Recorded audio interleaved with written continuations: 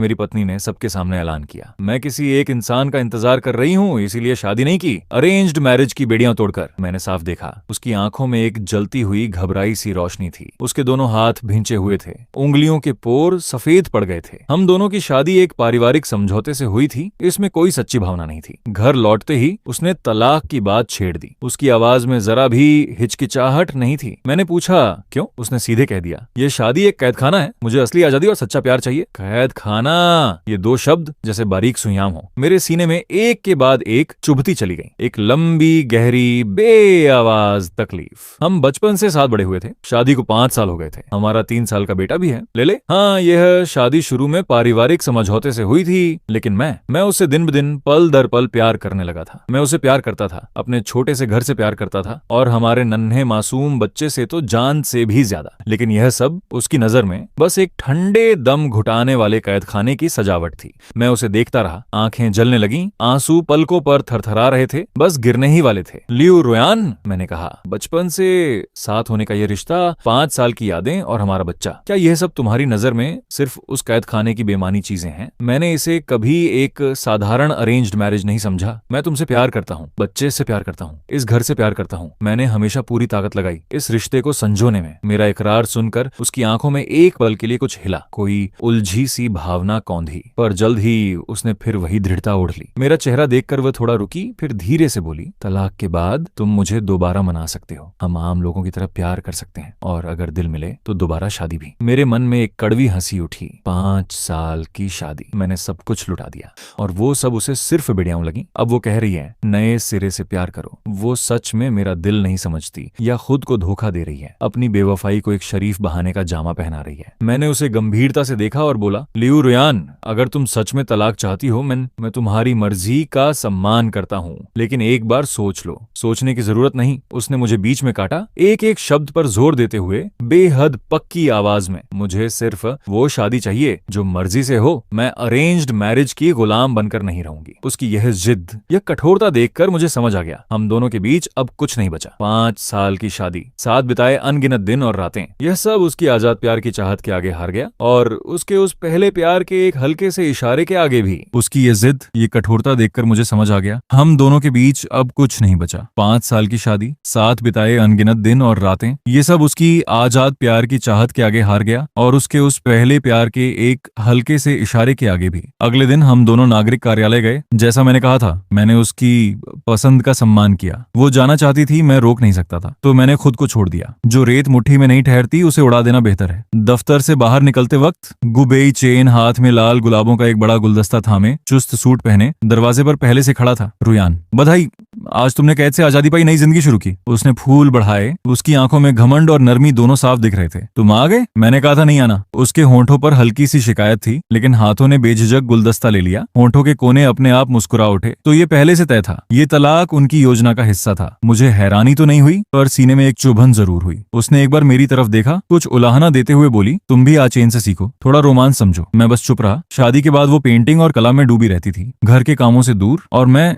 2 कंपनियां चला रहा था, दिन रात भागता रहता था। सांस लेने की भी फुर्सत नहीं थी। मैं रोमांस नहीं जानता, ऐसा नहीं है। पहले मैंने उसे गुलाब दिए थे, तब उसने कहा था फूल देना बहुत साधारण है, कोई दुर्लभ पेंटिंग दो। तो असल में फूल साधारण नहीं थे, जिस देने वाला इंसान गलत था। मैंने हल्के से मुस्कुराते हुए कहा, इस वक्त मैं उसे पत्नी नहीं मानता, जो कहना है कहती रहे। उसका पहला प्यार इतना बेताब है, मुझे रुकने की कोई वजह नहीं। जाने से पहले मैंने बस एक बात कही गंभीरता से, लियू रोयान, हमारा तलाक अभी पक्का नहीं हुआ, 1 महीने का सोचने का वक्त बाकी है, जरा ख्याल रखो। मैं नहीं चाहता कि तुम्हारी निजी जिंदगी की वजह से कंपनी के शेयर गिरें। ठीक है, उसने लापरवाही से जवाब दिया। बगल में गुबेई चेन ये सुनकर तुरंत तमतमा गया, मेरी तरफ घूमकर बोला, क्या अभी तलाक नहीं हुआ? क्यों नहीं हुआ? ओह, समझ गया। उसने जानबूझकर इल्जाम लगाते हुए कहा, लिन युआन, तुम ही रोयान को रोक रहे हो। तुमने 5 साल उसे कैद में रखा, क्या उसे आजाद नहीं करोगे? मैंने भौहें सिकोड़ी, जवाब देने की जहमत नहीं उठाई। रोयान ने जल्दी से सफाई दी, ऐसा नहीं है, आयुआन ने तलाक मान लिया है, बस अब 1 महीने का वेटिंग पीरियड है। 1 महीना? गुबेई चैन ने दोहराया, फिर मेरी तरफ देखा, ऊपर से नीचे जानबूझकर समझ दिखाते हुए बोला, अच्छा तो बात यह है, मैं तो सोच रहा था लिन युआन अभी भी रोयान को नहीं जाने दे रहा। मैंने होंठ बिचकाए, क्या उस गाड़ी का दरवाजा खोला, बैठा, इंजन चालू किया। किया और वहां से निकल गया। पहले मैं पुराने घर गया। लियू रुयान पेंटिंग में इतनी मग्न रहती थी कि बच्चे की परवाह कम होती थी। 3 साल का लेले हमेशा पुराने घर में रहता था, दादा दादी की देखरेख में। नाना नानी भी कभी कभी आकर उसे अपने साथ ले जाते थे। इसमें भी कोई बुराई नहीं थी। माँ बाप दोनों लेले को जान से प्यार करते थे। लेले की जिंदगी में प्यार की कोई कमी नहीं थी। इस पल मुझे एहसास हुआ लियू रुयान के बिना भी शायद इस घर में कोई खास फर्क नहीं पड़ता। पापा गोदी। घर में कदम रखते ही नन्हा लेले लड़खड़ाते हुए दौड़कर आया, छोटे छोटे गोल मटोल हाथ फैलाकर। मैंने उसे गोद में उठाया, उसके छोटे से गर्म जिस्म को सीने से लगाया। दिल में गर्माहट फैल गई। लियू रुयान से जो तकलीफ और गुस्सा मिला था काफी हद तक पिघल गया। थोड़ी देर लेले के साथ रहकर मैं दफ्तर चला गया। ली सहायक, जल्द से जल्द लियू परिवार की सभी परियोजनाएं अलग करो, सब वापस उनके हवाले कर दो। आगे से लियू कंपनी का कोई भी काम हम नहीं संभालेंगे। ली सहायक मेरे अचानक फैसले से हैरान रह गई। उत्सुकता छिपाते हुए बोली, लिन साहब, मतलब लियू कंपनी का अब हमसे कोई लेना देना नहीं? यह लड़की हमेशा से चालाक है, मुझे पक्का यकीन है उसने भांप लिया। हाँ, आगे से लियू कंपनी का कोई काम हमारा नहीं, मैंने शांत आवाज में कहा। जी ठीक है। वो रुकी, फिर झट से काम पर लग गई। तभी फोन पर कंपन हुई। गुबेचेन का मैसेज था। उसमें कुछ तस्वीरें थीं। तस्वीरों में लियू रुयान और वो हमारे पुराने स्कूल के मैदान में कंधे से कंधा मिलाकर खड़े थे। लियू रुयान के चेहरे पर मीठी सी मुस्कान थी, आंखें झुकी हुई, दोनों एक दूसरे से सटे हुए, बिल्कुल जैसे बरसों से साथ जी रहे जोड़े। मुझे याद आया, स्कूल में उन दोनों को सब सुनहरा जोड़ा कहते थे। बस पारिवारिक समझौते ने मुझे, उनके बचपन के साथी को, उनके बीच रुकावट बना दिया। मैं लियू रुयान को छोड़ने का मन बना चुका था। फिर भी ये तस्वीरें देखकर कुछ चुभा, जैसे सुई चुभती है। मैंने मुट्ठी भींची, नाखून हथेली में धंस गए। काफी देर तस्वीरों को घूरता रहा, फिर धीरे धीरे हाथ खोला। अब कोई मतलब नहीं। दर्द जब हद से गुजर जाए तो बस एक ही रास्ता बचता है, हाथ छोड़ देना। मैं जानता था गुबेई चैन ने ये तस्वीरें जानबूझकर मुझे चिढ़ाने भेजी थीं। पहले से ही उसके किरदार पर मुझे भरोसा नहीं था और अब वो पूरी तरह बेनकाब हो गया था। मैंने अपने दोस्त जो आन को फोन लगाया। हाँ बोलो। गुबेई चैन की पड़ताल करो। देखो इन सालों में विदेश में क्या करता रहा, कहीं कोई गंदगी है? मैं मानता हूँ, मैं उसकी कमजोरी ढूंढना चाहता था। वो बार बार लियू रुयान को मुझसे तलाक के लिए उकसाता रहा और अब ये चिढ़ाने वाली तस्वीरें। मुझे शक था उसका रुयान के पास आना सिर्फ प्यार के लिए नहीं था, कोई और छुपी वजह भी हो सकती है। लियू रुयान अंततः लेले की माँ है, मेरी होने वाली पूर्व पत्नी और मेरी बचपन की साथी। अगर वो सच में किसी के जाल में फंसने वाली है तो मैं उसे बचाने की कोशिश तो करूंगा, पर पहले वाली तरह नहीं, बिना किसी सीमा के नहीं। तभी नए कागजात देखते देखते अचानक ऊंची एड़ी की चप्पलों की तेज आवाज सुनाई दी। बड़े बड़े कर्ल वाले बालों के साथ 10 सेंटीमीटर ऊंची पतली हील पहने लिन कदिंगशुए बिना दस्तक दिए सीधे दफ्तर में घुस आई। वो मेरी मौसम है, ये महसूस करते ही कि वो थोड़ा जल्दबाजी में आ गई, उसने हल्की माफी वाली मुस्कान दी। सॉरी, जल्दी में थी, दस्तक देना भूल गई। उसके चेहरे पर छुपती सी खुशी थी, जैसे कोई बड़ी अच्छी खबर मिली हो। कुछ काम है? तुम बहुत खुश दिख रही हो, मैंने नजरें उठाकर शांत आवाज में पूछा। वो मुस्कुराई, दरवाजा बंद किया, चलकर मेरे सामने आई और मेज पर अपनी पीठ टिकाकर बैठ गई। जानबूझकर अपनी चमकती काली हाई हील मेरी आंखों के सामने कर दी। ये लड़की शादी से पहले भी ऐसे ही मुझे रिझाने की कोशिश करती थी, पर शादी के दिन से जब वो कमरे में बंद होकर पूरी रात रोती रही, उसके बाद से उसने यह सब बंद कर दिया था। आज अचानक पुरानी आदत वापस, मुझे सब समझ आ गया। लगता है ली सहायक से अच्छी दोस्ती है, मैं पूरे यकीन से बोला। जरूर ली ने ही उसे लियू कंपनी अलग करने की बात बताई। क्या संभव है ली सहायक उसकी जासूस है? इस लड़की की काबिलियत कोई शक नहीं। 2 कंपनियां इसी की वजह से इतनी अच्छी चलती हैं। लियू रुयान तुमसे तलाक मांग रही है, वो सीधे बोली। उसने लियू कंपनी अलग होने से तलाक का अंदाजा लगा लिया। ली सहायक ने भी पहले ही भांप लिया होगा। आखिरकार दोनों कैम्ब्रिज पास आउट हैं, दोनों से तेज शायद ही कोई हो। हाँ, मैंने सिर हिलाया। 1 महीने का वक्त बाकी है। उसने भौहें ऊंची की। माँ बाप को पता है? मैंने अभी नहीं बताया। क्यों हो रहा है तलाक? कहीं उसके कुछ अजीब ख्याल तो नहीं? लिन कदिंगशुए ने लगभग सब अंदाज लगा लिया था। तुम्हें कैसे पता लियू रुयान के अजीब ख्याल हैं? मेरी जिज्ञासा जागी। आसान है, उसने कंधे उचकाए, थोड़ी हिकारत से बोली। लियू रुयान हमेशा से जमीन से ऊपर जीती है। कला, पेंटिंग, सपने। अगर तुम जैसा कोई उसकी पेंटिंग को लाखों में न खरीदता तो उसके काम की कीमत कुछ रुपए भी नहीं होती। मैं मानता हूँ इंसान का मन पढ़ने में वो मुझसे बेहतर है, पर मैं भी इतना नासमझ नहीं। उसकी बात सुनकर मुझे अचानक एहसास हुआ, सच में तुम शादी इसीलिए नहीं कर रही थी? कोई दोस्त नहीं रखा, बस हमारे तलाक का इंतजार कर रही थी, है ना? मैं जानता था वो मुझसे प्यार करती है, गहरा प्यार। शादी के दिन वो कमरे में बंद होकर कई रात रोई थी, फिर सूजी आंखें छुपाकर हमारी शादी में आई। लिन कदिंगशुए ने एक पल भी नहीं छुपाया, बेबाकी से मान लिया। उसने हाथ बढ़ाया, हल्के से मेरी ठुड्डी को छुआ, आवाज में एक हल्की सी मादकता। हाँ, मैं तुम्हारे तलाक का इंतजार कर रही थी। इतने सालों बाद मुझे एक मौका दोगे? मैंने उसे देखा। सच में मैं खुद को उसके इस इंतजार के लायक नहीं समझता था, पर मैं अब खुद को धोखा भी नहीं देना चाहता और उसकी भावनाओं को भी ठुकराना नहीं चाहता। मैंने हाथ बढ़ाकर उसके पांव की चमकती हील को हल्के से थपथपाया और मुस्कुराते हुए कहा, घर जाओ और इंतजार करो। 1 महीने बाद तुम्हें वो जवाब मिलेगा जो तुम चाहती हो। लिन कदिंगशुए के चेहरे पर एक चमकती सी मुस्कान खिल गई, होंठों के कोने दबाने से भी नहीं रुके और वो जोर से हंस पड़ी। हा हा हा, अच्छा बस इसी जवाब का इंतजार था मुझे। जाते जाते दरवाजे के बाहर से उसकी थोड़ी पागलपन भरी हंसी सुनाई दी। फिर उसकी आवाज आई, गई। उसने मेरी तरफ से ऐलान कर दिया, ली सहायक, नोटिस दो, इस महीने सभी कर्मचारियों का बोनस 2 गुना। दरवाजे के बाहर खुशी की एक लहर उठी। मैंने बेबसी से सिर हिलाया, पर सच कहूं, उसकी इस शरारत के बाद टूटे हुए विवाह से मिला दर्द कुछ कम जरूर हुआ। एक दोस्त ने कभी कहा था, दिल के जख्म को भरने का सबसे अच्छा तरीका एक नई शुरुआत। उस वक्त लगा था बेकार की बात है,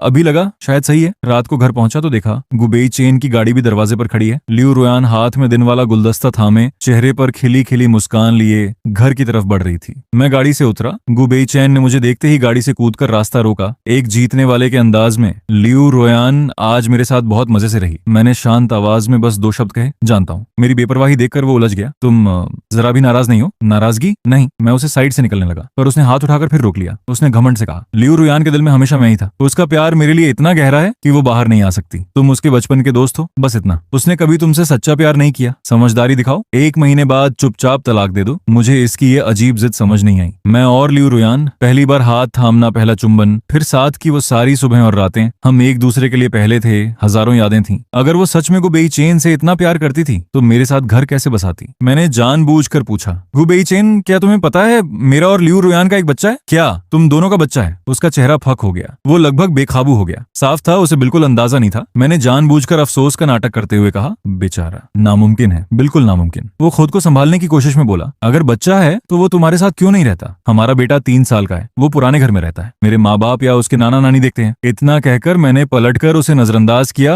और सीधे घर में घुस गया। उसी रात उसने मैसेज भेजा, जिद से भरा घमंडी, लिन, मुझे परवाह नहीं कि लियू रोयान ने तुम्हारे साथ बच्चा पैदा किया। उसने बस पारिवारिक समझौता पूरा किया था। उसके दिल में हमेशा मैं ही था। मैंने देखा, होंठ बिचकाए, ये आदमी पागल है। अभी लेटा ही था कि लियू रोयान नहाकर निकली। गीले बाल पोंछते हुए मेरी तरफ बढ़ी। मैं उसे देखता रहा, नजर नहीं हटाई। वो थोड़ा असहज हुई, गाल छूकर बोली, ऐसे क्यों घूर रहे हो? चेहरे पर कुछ लगा है? फिर रजाई उठाकर मेरे पास लेटने लगी। लियू रोयान, मैंने गंभीर आवाज से कहा, तलाक के कागजात पर दस्तखत हो चुके हैं। हम पति पत्नी की तरह एक ही बिस्तर पर। क्या ये सही लगता है? पर उसने बिल्कुल परवाह नहीं की। रजाई में घुस गई, ऑक्टोपस की तरह मुझसे चिपट गई। बेधड़क बोली, अभी वेटिंग पीरियड है, हम अभी भी पति पत्नी हैं। फिर आगे झुककर चूमने लगी। मैंने हाथ से उसका चेहरा हटाया। वो फिर झुकी, मुस्कुराते हुए, तुमने कहा था जब तक तलाक ना हो अजनबियों से दूर रहूं। मैं मान रही हूँ। तो इस वेटिंग पीरियड में तुम्हारी भी जिम्मेदारी है मेरी जरूरत पूरी करने की। उसकी ये बेतुकी दलील सुनकर मैं एक पल के लिए निरुत्तर हो गया। मानना पड़ा, लियू रोयान बहस जीतने में माहिर है। काफी खींचातानी के बाद मैंने उसकी बात मान ली। कुछ देर बाद वो बिस्तर पर निढाल पड़ी, हिलने डुलने का भी जोश नहीं,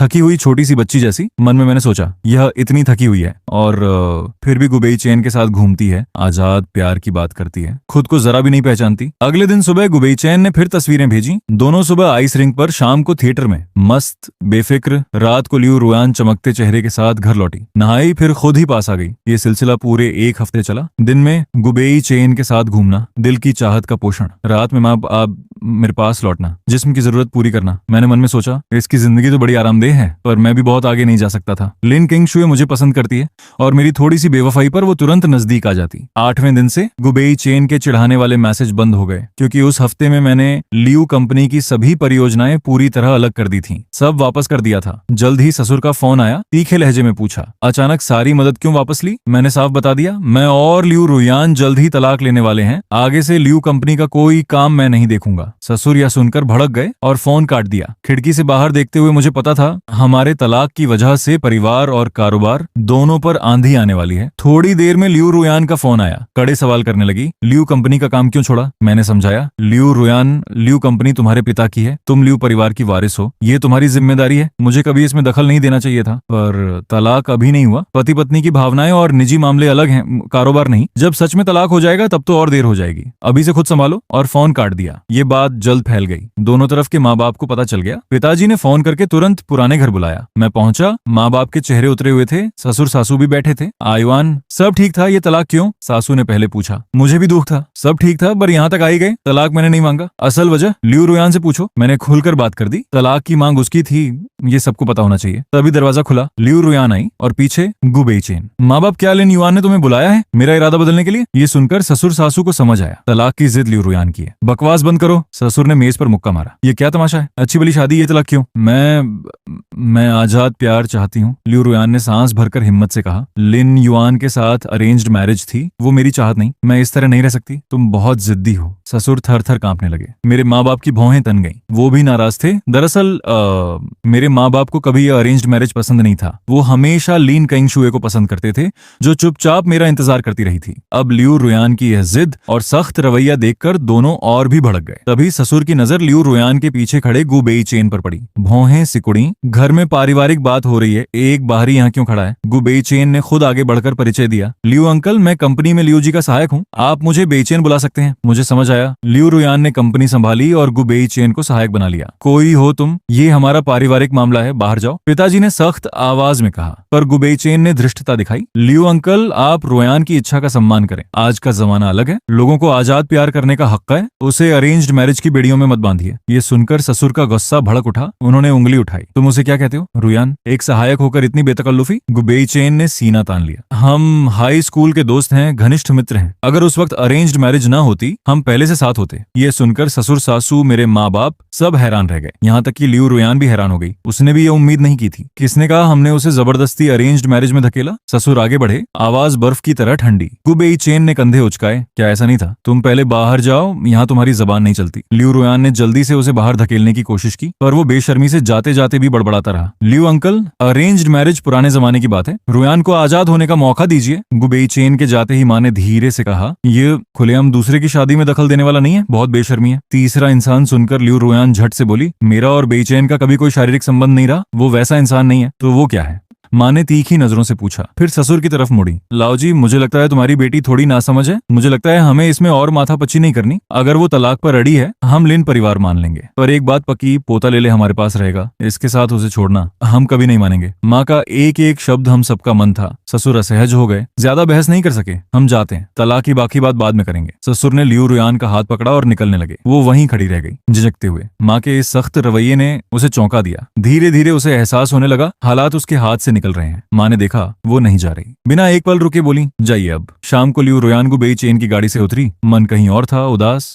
चुपचाप बंगले की तरफ मुड़ी। रुयान, तुम अलग हो गए हो तो उसके घर वापस क्यों जा रही हो? गु बेईचेन गाड़ी की खिड़की से झुककर बोला, बेचैनी और नाराजगी भरे लहजे में। वो पूरे दिन उसके करीब एक कदम भी नहीं आ पाया, बस दूर से देखता रहा। लियू रुयान ने बंगले की तरफ एक नजर डाली, जवाब नहीं दिया, बस खामोशी से अंदर चली गई। वो खुद भी समझ नहीं पा रही थी, रात होते ही उसके पांव खुद यहीं क्यों आ जाते, और मेरे साथ एक बिस्तर पर सोने से उसे खुद भी कोई आपत्ति क्यों नहीं थी। दिन भर कंपनी के झंझट से थकी। पहले ये सब मैं ही संभालता था, उससे कहीं ज्यादा। घर में कदम रखते ही मुझे देखकर उसकी उदासी थोड़ी कम हुई। वो पीछे से आई और कमर में हाथ डालकर लिपट गई। पति, एक बार गले लगाओ। मैंने हल्के से हाथ हटाया। तुम्हारे पिताजी ने तुम्हें डांटा? मेरा अंदाजा सही निकला। घर जाते वक्त ससुर ने गुस्से में एक चांटा लगाया था, हल्का था, निशान नहीं पड़ा, पर वो मानने वाली नहीं थी। अकड़ कर बोली, पापा मुझे बहुत प्यार करते हैं, मुझे छूने की हिम्मत नहीं उनकी। वैसे तुमने कंपनी का काम बंद किया तो भी कोई बात नहीं, बेईचैन मेरी मदद करेगा। कहते हुए उसकी आंखों में एक हल्की सी जांच की चमक थी। मैंने उसकी बात को नजरअंदाज किया। चॉपस्टिक बढ़ाई, खाना खाओ। मेरी बेरुखी देखकर उसने होंठ दबाए, जिद से बोली, लिन युआन, सोचना मत कि कंपनी छोड़कर मुझे मनाओगे। बता दूंगा, नहीं होगा। मैं लियू कंपनी खुद संभाल सकती हूँ। मैंने जवाब नहीं दिया, चुपचाप खाने लगा। नहाने के बाद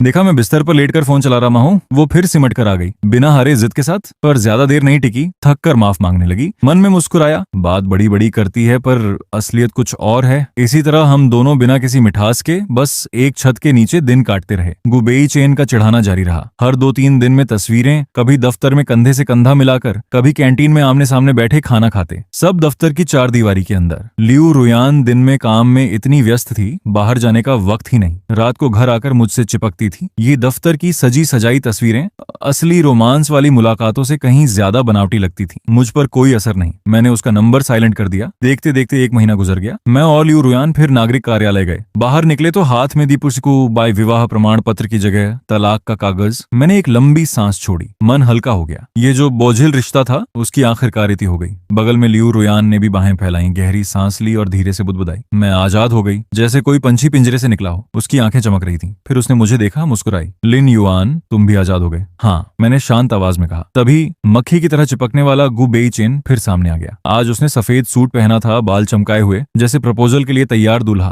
फूलों का गुलदस्ता थामे लियू रुयान के सामने आया। रुयान, बधाई, आज तुम सच में आजाद हुई। शुक्रिया। लियू रुयान ने फूल ली। मुस्कान चौड़ी हो गई। रुयान, क्या अब मैं खुलकर तुम्हारे पीछे आ सकता हूँ? बिल्कुल, उसने हाँ में जवाब दिया। तभी जैसे उसे कुछ याद आया, मेरी तरफ मुड़ी। आयुआन, तुम भी मुझे मनाने की कोशिश कर सकते हो। अगर पटा लिया, हम दोबारा शादी कर सकते हैं। गु बेईचेन का चेहरा तुरंत अजीब हो गया। लियू रुयान रुकी, गुलदस्ते को देखा, फिर बोली, पर बेईचेन से सीखो, रोमांस समझो, वरना मुझे मनाना मुश्किल होगा। ये सुनकर गु बेईचेन का चेहरा थोड़ा ठीक हुआ। मुझे ये नाटक में कोई दिलचस्पी नहीं थी। मैंने सीधे कहा, लेले के पास जाती रहना, उसे माँ की याद आती है। गु बेईचेन तुरंत बोला, लिन युआन, बच्चे का बहाना बंद करो। रुयान अब आजाद है, उसकी जिंदगी को बच्चे से मत बांधो। तुमसे बात नहीं हो रही। मैंने ठंडी नजरों से गु बेईचेन को देखा। मेरी नजर में वो हमेशा से एक मस्खराई था। फिर लियू रुयान की तरफ मुड़कर गंभीरता से बोला, लियू रुयान, दो परिवारों के पुराने रिश्ते की खातिर और इसलिए कि तुम लेले की माँ हो, एक बात कहता हूँ, इस गुसाब की अच्छी तरह जांच करवाना, बस इतना। मैंने गाड़ी में बैठकर चाबी घुमाई। जो बताना था बता दिया। आगे वो करे या ना करे, उसकी मर्जी। मैंने फोन निकाला, तलाक के कागज की तस्वीर खींची और लिन किंगशुए को भेजी। साथ में लिखा, शादी करनी है तो जल्दी करो, 1 घंटे में आओ। जवाब आया और मैं हंस पड़ा। आधे घंटे में वो पड़ोसी शहर से भाग कर आ गई। उसका घर का पता पहले से तैयार था। साफ था वो इस दिन के लिए बरसों से तैयार थी। उसी सुबह हम दोनों नागरिक कार्यालय पहुंचे। बाहर निकले तो हाथ में तलाक के कागज की जगह नई शादी का प्रमाण पत्र था। लिन किंगशुए ने जैसे कोई बहुमूल्य चीज पाली हो। मेरा चेहरा हाथों में थाम कर बार बार चूमती रही, गालों पर एक के बाद एक निशान।